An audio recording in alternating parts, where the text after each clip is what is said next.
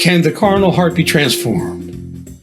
After years whereby the mind has been in lockdown under the error of cherished religious doctrines, are there any devotees who can brave the torrent of standardized peer pressure to deny the gravity of deeply embedded ideas?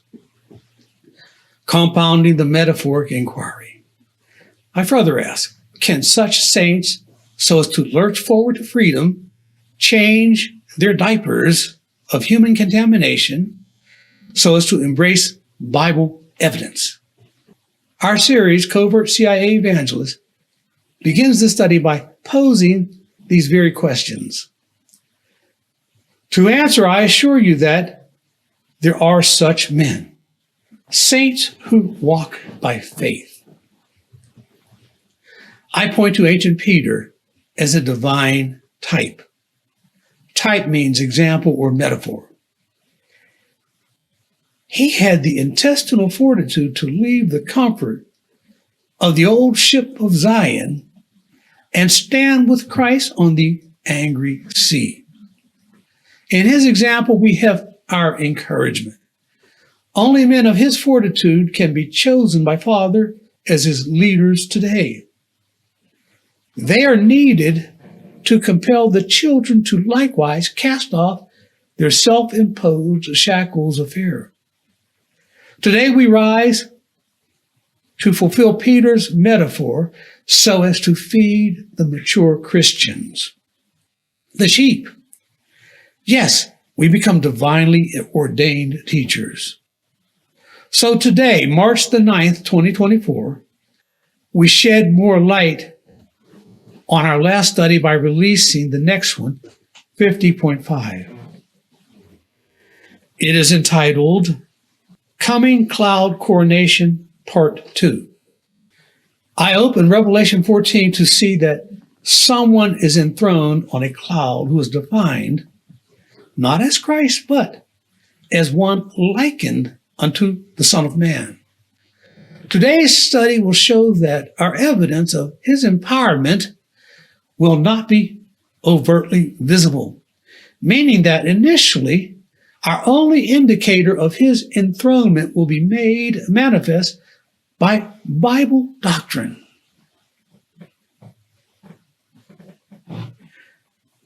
For he who is likened unto Jesus is found on the cloud while he awaits Christ's command to begin the harvest. For it says, here is the patience of the saints. And I looked, and behold, a white cloud, and upon the cloud one sat like unto the Son of Man, having on his head a golden crown, and in his hand a sharp sickle. And another angel, whom we've identified in prior studies to be Christ, and another angel came out of the temple, crying with a loud voice to him that sat on the cloud, thrust in thy sickle and reap, for the time has come for thee to reap, for the harvest of the earth is ripe. Revelation 14, verses 14 and 15. Seventh-day Adventists opened to the world this prophecy. Our flaw was that we failed to ask, how will any man know of this coronation? In the 180 years of Adventist experience until today, we presume that this special Bible exposition made reference to the drama of the second coming of Jesus. Ergo, I pose again the opening question, can advanced Bible logic make us change? Now, the ordained light of Israel is on the scene, ordained to make complexities plain, to give clarity as done in 50.4, to show that Jesus gives his throne to the overcomer. This profession of Jesus nullifies the need for his personal, visible return. And equally relevant to that cognition, we can certify Revelation 14:14 in this new light by way of Deuteronomy 18. It says, The Lord thy God will raise up unto thee a prophet from the midst of thee, of thy brethren like unto me. Unto him ye shall hearken, according to all that thou desirest, saying, let me not hear again the voice saying, and I repeat intentionally, let me not hear again the voice of the Lord my God, neither let me see this great fire anymore, that I die not. And the Lord said unto me, they have well spoken that which they have spoken. I will raise them up a prophet from among their brethren, like unto thee, referring to Moses, and I will put my words in his mouth, and he shall speak unto them all that I shall command him. And it shall come to pass that whosoever will not hearken unto my words, which he shall speak in my name, I will require it of him. Deuteronomy chapter 18, verses 15 through 19. Require it of him. Therefore, the requisite of salvation is a matter of not seeing, but hearing Christ's words spoken ventriloquially through Jesus, the living human body prepared for Christ, so that he may inoffensively hide himself within the promised prophet like unto Moses, Jesus. Thus we have more to say of covert CIA evangelists, also known as the Enochians, because among their numbers are men who witnessed the drama in which this prophecy was framed from Sinai. It has taken 3,500 years to fulfill this covenant, and man who is on a 70-year and out docket needs a scribe of record. Christ the dove spoke through Jesus and did so with limitations. Per John 16, he was commanded by Father to speak only in proverb. Then, in the day of maturity, 2,000 years thereafter, the Son of David, the ordained light of Israel, whom we showed would blossom out of the earth, would unlock the proverbs that we may recycle the words which Christ put in Jesus' mouth. I say recycle, I mean by use of David's plain speech. All this according to John 16 and other texts. Of a certainty then, the prophet like unto Moses is a divine polynomial transaction with 2 degrees. The testimony of Jesus given at first by proverb, and then the reiteration given by plain expression. Therefore, we have been exposed to a new dimension to explain the historic and itself polynomic prophecy of the second coming. It is the full visual and audio perception of God's message to humanity, which comes without the drama of intimidation. This, so as to give man the requirements of salvation. Paul, the only gospel-ordained apostle to the Gentiles, had a voice that needs to be heard. He said that to learn of Christ, we must learn of Melchizedek's work at Calvary. And he said that this we must fully learn at the time when Christians have matured from childhood. He explained that Melchizedek, before our day of plain speech, was to be a mystery. Now I quote him directly. He said, who, in the days of his flesh, he became the author of eternal salvation unto all them that obey him, called of God and high priest after the order of Melchizedek, of whom we have many things to say and hard to be uttered, seeing ye are dull of hearing. For when for the time ye ought to be teachers, ye have need that one teach you, what? Let me reiterate it again on purpose. For when for the time ye ought to be teachers, ye need that one teach you again, which be the first principles of the oracles of God. But strong meat belongeth to them that are of full age, even those who by reason of use have their senses exercised to discern both good and evil. Therefore, leaving the principles of the doctrine of Christ, let us go on unto perfection. See Hebrews 5 and 6. Jesus, by his visible presence, revealed the milk. The first principles, and David, some 2,000 years later, is to declare the name of the Lord as shown throughout the Bible. Thus he reveals the strong meat. Thereby does he reveal the fullness of Christ, also known as Melchizedek. And thereby is he depicted as sitting on the cloud. Such points to a new day, a time when yet every eye shall see him by virtue of his electronic broadcast. Such is a new concept to behold, making it the perfect test to prove its divine ordination. Lucifer, we know, could not be the source of this Bible light. For if he were, having the last 2,000 years, he would have played this card deceptively already. Only the mustard seed has unfolded this hidden theme until today. Thus, the hour of Revelation 14 is here, and the people to behold it are the aficionados of Deuteronomy 18. By their faith, they know it.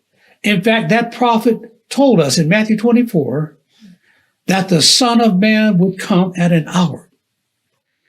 And that hour of divinity, the period of 41.666 years, has now elapsed. This allows us, the patient saints, to conceptualize the cloud coronation of the one likened unto the Son of Man, David. What is a cloud coronation? It is the vestiture of world dominion, for to be seated on a cloud means that you have been elevated above Earth's gravitational forces. The power of the grave. Yet this passage comes without observation. Christ also indicated the subtlety of this marvel to David. He told him that David's futuristic promised son, would be made mighty even before he receives help from Jesus, his arm. And I quote, "For the Lord is our defense, and the Holy One of Israel is our King. Then thou spakest in vision to thy Holy One and saidst, I have laid help upon one that is mighty. I have exalted one chosen out of the people. I have found David my servant. With my holy oil have I anointed him, with whom my hand shall be established." Then he says, "My arm also shall strengthen him." Psalms 89, verses 18 through 21. One question reverberates in the ear of a careful reader. Knowing that Jesus is the arm of the Lord, how is David made mighty without him? Again, it says, "I have laid help upon one that is mighty. Mine arm also shall strengthen him." I point you to the woman at the well. She gives the proper illustration.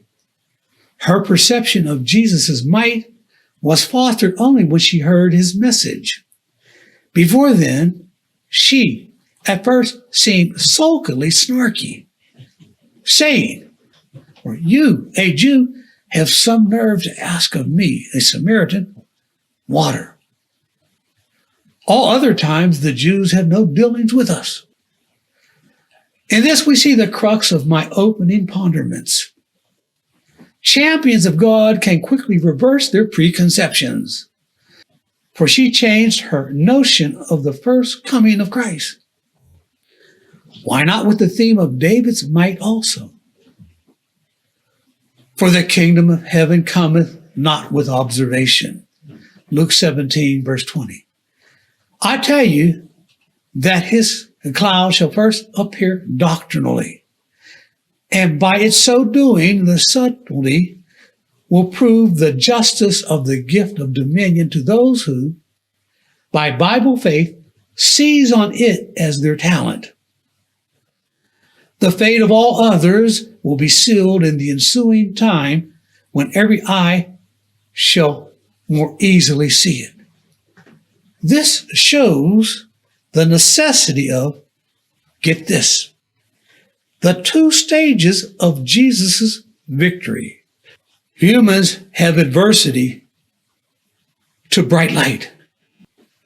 From a secular point of view, the world-renowned Swiss behaviorist Jean Piaget, before passing in 1980, gives his useful scientific explanation. He showed that children are cognitively challenged. He was not a preacher, yet his work supports the Bible's equal claim. He showed that before the age of 10, they cannot absorb abstract messages. I give the example of eating spinach. It enhances human health, but try to convince children to ignore its taste, that they might delight to eat it. Like Santa Claus, they need an inspiring fable. Popeye the Sailor Man. Remember olive oil? She was his heartthrob. And don't disparage olive oil. All prepubescent girls whom young boys fancy resemble her. But Brutus, the bully, was his antagonist. Spinach solved both problems, and that message enthused children to consume it. I'm glad to see that you laugh, because it means that the Lord has installed this metaphor in your mind for this day. You see, even though you spent your Saturdays watching cartoons instead of sitting in church, God still spoke to you. It's just that you needed a teacher, a light switch. In education, we structured the curriculum to accommodate cognitive powers of development. I point you to headmaster of our Seventh-day Adventist church school, Linville Williamson. One day, he was visibly distressed with his 8th grade class. As a Jamaican, he loved to teach English, but was often visibly forlorn at our incompetence. On one occasion, our challenge was to find a comparable metaphor to match the expression chicken feed. You've heard that expression? It means, in the literal, a small pittance. Upon hearing the answers from my 13-year-old classmates, I can't forget his nauseated facial expression. But God blessed me with linguistic skills. So, when it was my turn to answer, I said that a drop in the bucket is a comparable expression in language arts. My clueless peers, upon hearing my answer and feeling the tension of the moment, were poised to laugh as they anticipated his ridicule of my answer. The moment lingered. But eventually, Mr. Williamson's facial grimace was turned into a smile. He said, "Excellent." But we were not 10, we were 13 years old. I guess Piaget miscalculated the cognizance of my class. Like theology and emotions, changes need time. Just because a young boy reaches puberty, that doesn't mean he can immediately grow a full beard. To give you another metaphor, as Adventists, our history has augmented our cognitive advantage. Since 1844, we have been studying what we call Bible types and antitypes. For other Christians, without the same rich history, their path is fraught with even greater challenges. And this is explained by the words of both Christ and Paul. They call them little children. Yet still, I must clarify, Popeye was mythology. Christ gave to the church real proverbs, not fables. This he so did until the hour when David would control the living room light bulb. Thereby do I say, humans are adverse to light, and this limits theological development. Proof positive is when Jesus put aside his miracles and began to teach. He immediately lost his audience when he said, "Ye must eat my flesh and drink my blood." But not so with my hero, the woman at the well. She rejoiced merely in the breath of his words. And the talent to explain and understand is a matter of genetic descendancy, not sinlessness. This is expressed in 2 Chronicles 21. Before I read it, let me just give you a little bit of backdrop. David passed away, and the crown was handed down to his son Solomon. Solomon to Rehoboam. Rehoboam to Abijah. Abijah to Asa. Asa to Jehoshaphat. Then 6 generations down from ancient King David, it says it was passed to Jehoram. And now I quote, Jehoram was 32 years old when he began to reign, and he wrought that which was evil in the eyes of the Lord. Howbeit the Lord would not destroy the house of David. Why? Because of the covenant.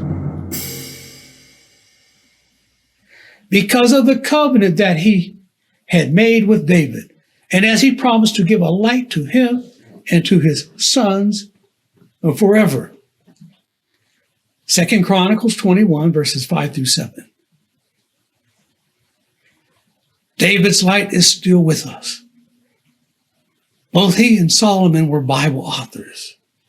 And Jesus, during his testimony, extended honor to both of them.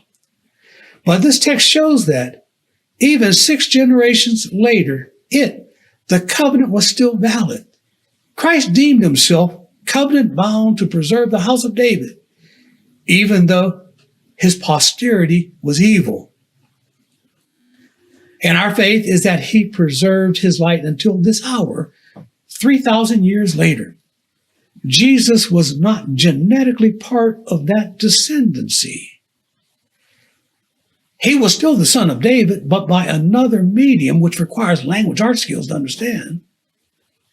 He was called the son of David and the son of Joseph by the medium of adoption. Joseph adopted Jesus. He was not part of his genetic posterity. Thereby, David's descendancy must have come through James, the brother of Jesus. He was Joseph's and thereby David's biological son. And thereby he meets the terms of the Lord's specific covenant to pass the light genetically to the mustard seed today. You know, the mustard seed is called the beginning of the kingdom, right? Therefore, it must be in reference to that burgeoning organization. Thusly was Jesus constrained to veil his doctrine by use of proverbs and parables. Such was merely the first stage of his work. Then, 2,000 years later, in the course of child development, the mustard seed could make it plain. Those who passed this test, as was the case in my 8th grade class, will be honored even when the church anticipates our mockery. In this way, we will be exalted above peer pressure to be seated on the cloud. And Christ explained as much in Matthew 13. And I quote, And the disciples came and said unto him, Why speakest thou unto them in parables? He answered and said unto them, Because it is given unto you to know the mysteries of the kingdom of heaven, but to them it is not given, because they, seeing, see not, and hearing, they hear not, neither do they understand. Matthew chapter 13, verses 9 through 13. Astounding. Parables were actually given to hide light and understanding. Well, what is even more shocking is that it was applied also to the original 12. For the Lord likewise told them, hitherto have ye asked nothing in my name. Ask, and ye shall receive, that your joy may be full. These things have I spoken unto you in Proverbs. But the time cometh when I shall no more speak unto you in Proverbs, but I shall show you plainly of the Father. John chapter 16, verses 23 through 25. True it is that in reading Deuteronomy 18, we could not anticipate the depth of that aspect of human salvation. Christ hid himself within Jesus' body and did so, knowing that his message through the prophet like unto Moses would not be revealed in fullness until now. Thusly, the original 12, only able to behold Jesus, not Christ, could ask nothing in Christ's name. This educational tactic has great wisdom. It precluded the Brutuses, also known as the papal bullies, the MAGA Republicans, from exploiting the church while we assimilated our spinach. If done otherwise, the innocent would never tax themselves intellectually for God. Instead, they would in laxity allow the pretenders, the wolves in sheep's coats, to bedazzle with phony claims of connection to God. Thereby, in this day of mass media, heaven's intent was to expose their falsehood. Today, when David flips on the light switch to yank the carpet from under their unclean feet, exposed as charlatans, such both they and Lucifer fear the most. Thereby God spoke in Proverbs to preserve the day of David's unveiling. None others can be trusted with heaven's jewels of salvation. Thereby the two phases of Christology. Jesus allured the Gentiles as his lambs so that in the hour of maturity, antitypical Peter may feed the sheep. Of course, his seat of power is buttressed by heaven's helpers, the Enochians, that they may bundle or separate the sheep and the goats. You see, Headmaster Williamson taught the son of David the value of metaphors for this day of America's political upheaval. The House of Representatives has, these past 2 years, been nearly evenly divided, and the mega Republicans have narrow majority. Their newly elected leader, Speaker Michael Johnson, it has been revealed, is a mere puppet for he whom the Republicans have unconstitutionally deemed to be king of the land, Donald Trump. If you understand the metaphor puppet, then you also grasp the theme that 666 orchestrates the Speaker's legislative agenda. He pulls his strings. They work in tandem. The breaking impact of this news is that in it, the full fruition of the two-horned beast of Revelation 13 is exposed. I promised this day of exposure in study 48.4, 666 revealed. And now we have greater clarity. And to be clear, their tandem fulfills one of the two-horned powers of America. The other is tied to the liberation-minded Americans of Abraham Lincoln's installation. It is the other horn power that controls the second leg of Congress, along with the presidency. You see, not just Christianity. Many movements have multi-dimensions. Here, the battles between freedom and white supremacy. The news is that Mike Johnson introduces himself to the world as a prophet. Being thereby attached at the hip to Trump makes him the false prophet. When appointed as speaker on October 23, 2023, he disclosed to his mega Republican supporters a theme that, though concealed, it drives the mega movement. He disclosed that God personally told him that he was like Moses.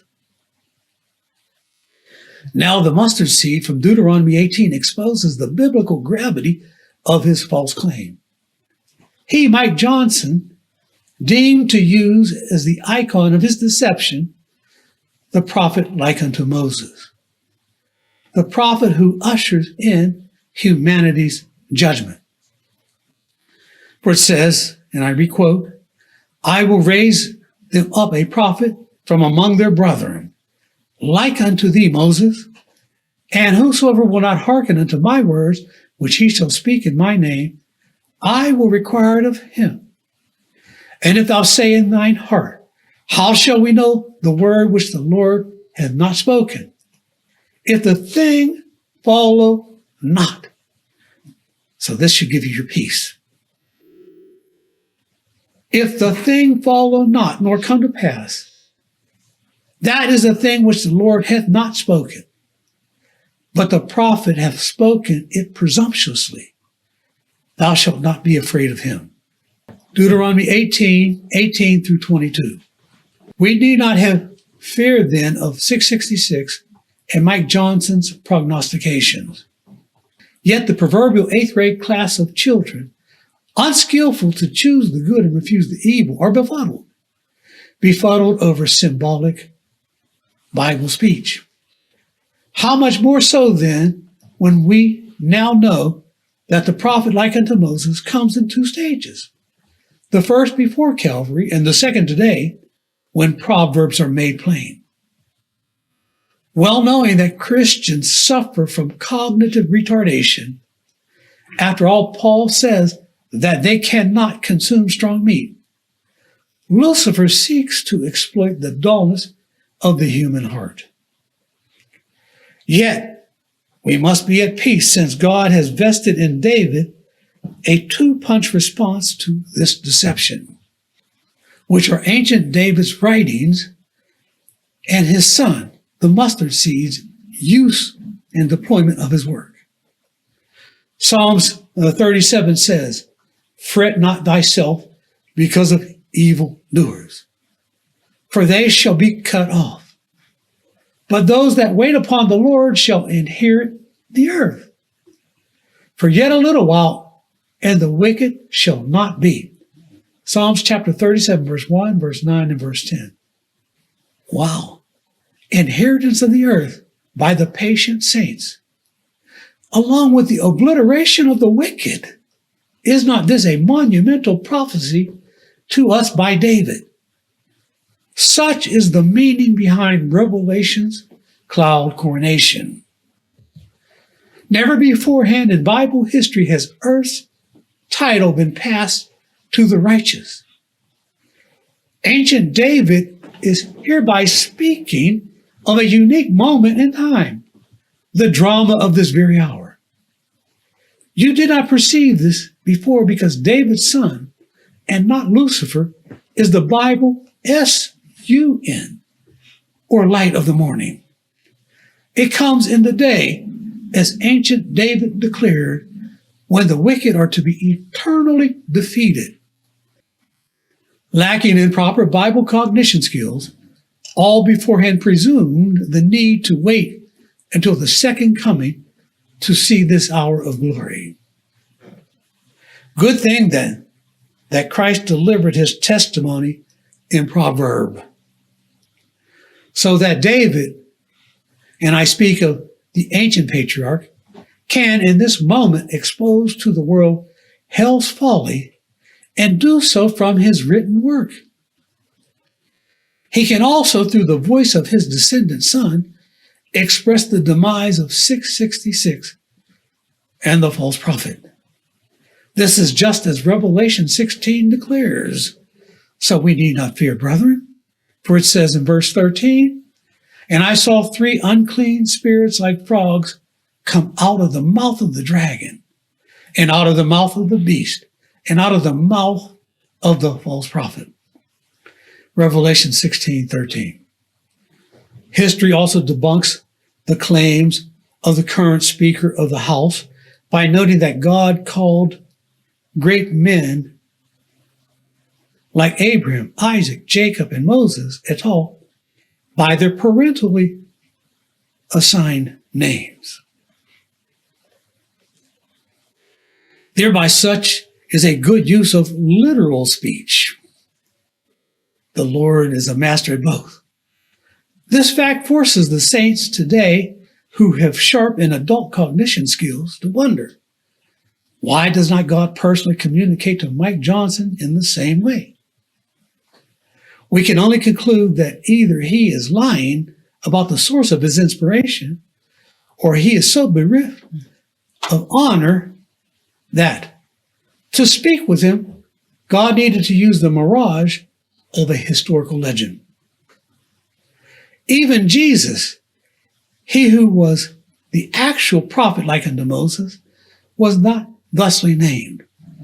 Heaven used his own parent-assigned name, Jesus. This fact was essential to the covenant-defined path of salvation.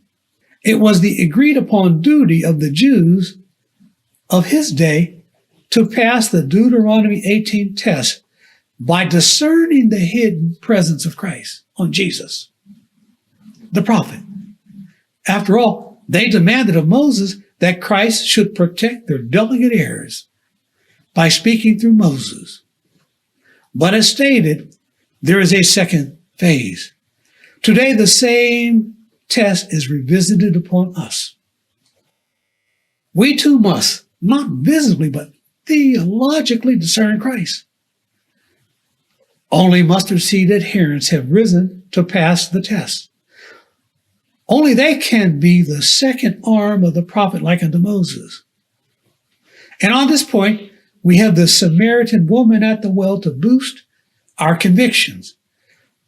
Like her, we too rejoice in his doctrine and visualize the one like unto the Son of Man seated on the cloud.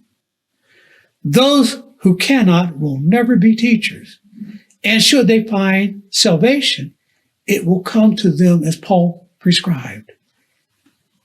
He said, "Called of God and high priest after the order of Melchizedek, of whom we have many things to say and hard to be uttered, seeing ye are dull of hearing, for when for the time ye ought to be teachers, ye have need that one teach you again, which be the first principles of the oracles of God, and are become such as have need of milk and not of strong meat. Strong meat belongeth to them that are of full age." Hebrews 5:10-14.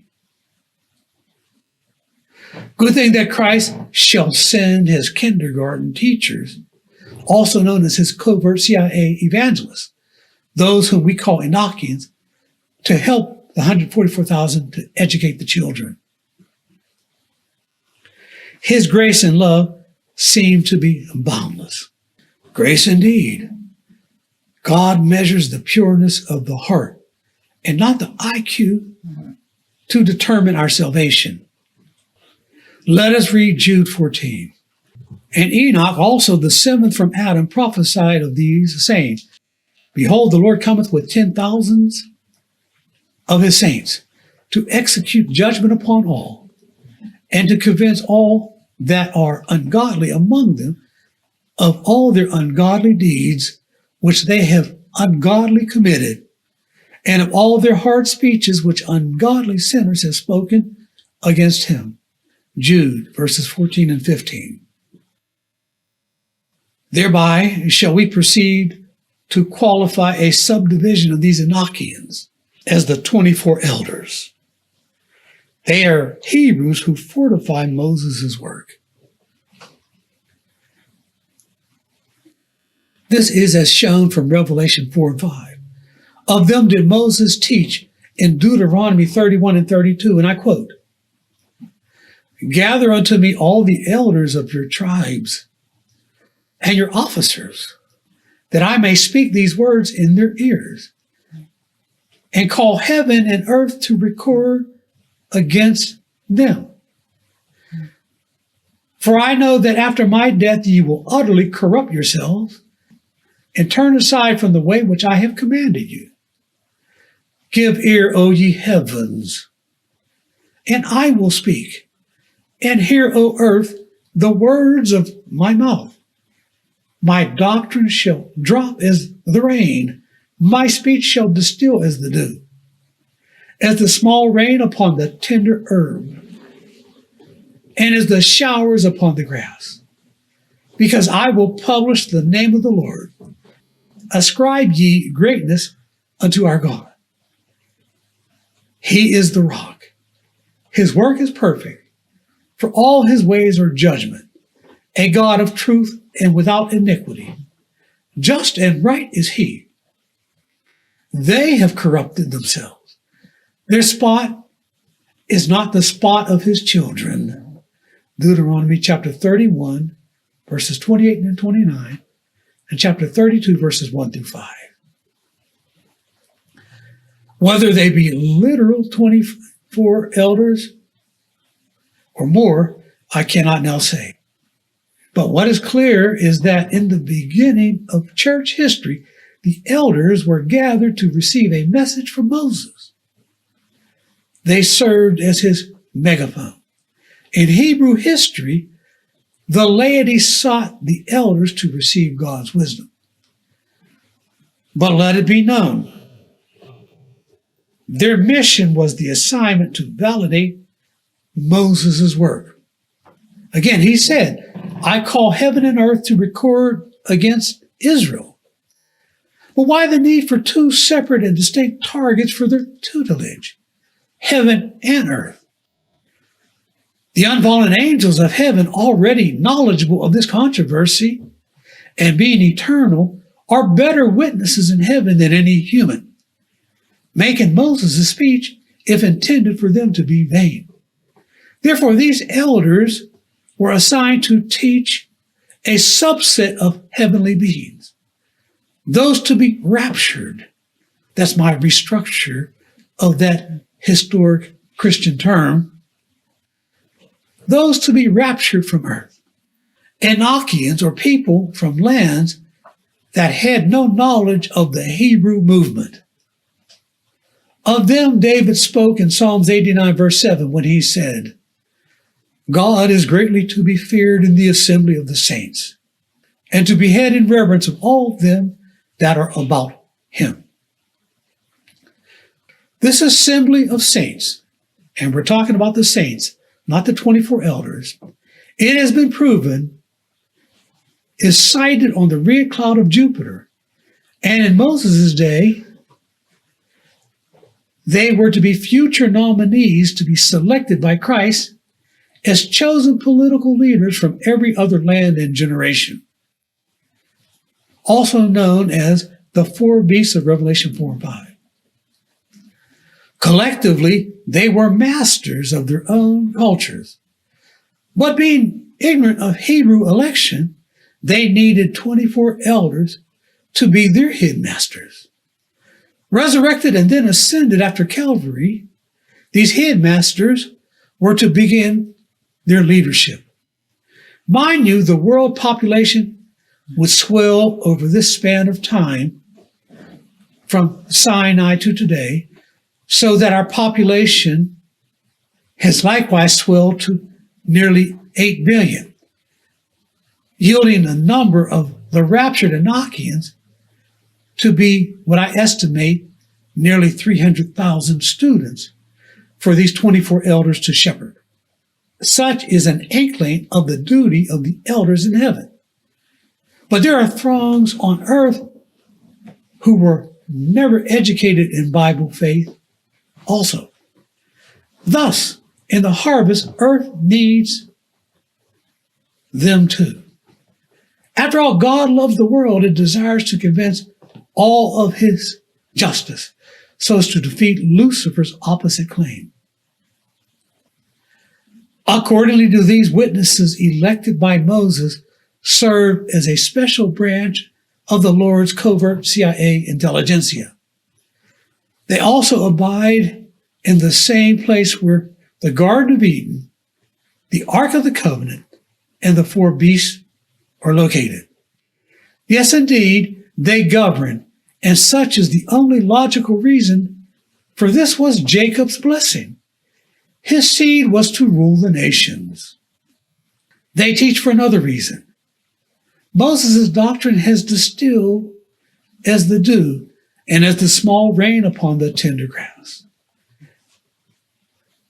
Meaning, in distilleries, evaporation is used to remove water. But the evaporation of water that falls on the tender grass is not lost forever. In this we must deploy our knowledge of earthly things. This process of evaporation is what creates the clouds, the foundation of the mustard seed's doctrine. It alludes to the cloud of Revelation 14, and by it do we yield the latter rain. Headmaster Williamson would be proud of my string of Bible metaphors. To remind you again, Moses said, "Give ear, O ye heavens, and I will speak. My doctrine shall distill as the rain, because I will publish the name of the Lord." Yet we have two dimensions, a second-degree polynomial of theology. We spoke of the elders, now we must speak of Moses. Moses declared or published what? The name of the Lord. That's what he promised. This could only make reference metaphorically to the Son of David. This we can know by Bible evidence. Because Jesus, the actual prophet like unto Moses, did not reveal the name of the Lord. In fact, he said, "No man knoweth who the Son is but the Father, and who the Father is but the Son, and he to whom the Son will reveal." Luke chapter 10, verse 22. His words, according to John 6, were to be raised again in the last day. That is, in today. Raised again because this is the only day of maturity when the children can understand proverbial speech. The day when they are made strong from eating their spinach. Thereby does Jesus' word fulfill Moses' prophecy. And the Son of David publishes the name of the Lord. Such is not fanciful theological tap dancing. It is actual law by metaphoric deployment. For the law demanded not the actual Moses, but a prophet like unto Moses.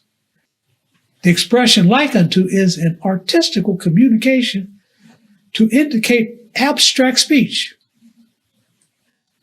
a metaphor of Moses, thereby proving that only the Son of David is given the commission to declare the name of the Lord. The prophet Nathan received the vision and related to David by Christ's command. Let's read that. It says, "And it came to pass that night that the word of the Lord came unto Nathan, saying, Go tell my servant David, when thy days be fulfilled, and thou shalt sleep with thy fathers, I will set up thy seed after thee, which shall proceed out of thy bowels, and I will establish his kingdom. He shall build an house for my name, and I will establish the throne of his kingdom forever." 2 Samuel chapter 7, verse 4, verse 12 and 13. To be the builder of the house for Christ's name is in itself a symbolic expression. It is to gather saints under the auspices of that one theopolitical roof, proving him to be the Son of David. Or, put another way, it is to be the second stage of Jesus' work, the portion to be reiterated in the last day. It is the mission to remove that which has for 2,000 years befuddled the children of Christianity. It is even clearer by use of another metaphor. We call him the antitypical Peter. He who, at the Lord's installation of the very first communion sacrament, was promised special knowledge today. He said to Peter, "What I do thou knowest not now, but thou shalt know hereafter." John chapter 13, verse 7. Proof that this Peter refers to my work is that the actual Peter died never to give any additional embellishment to the communion sacrament.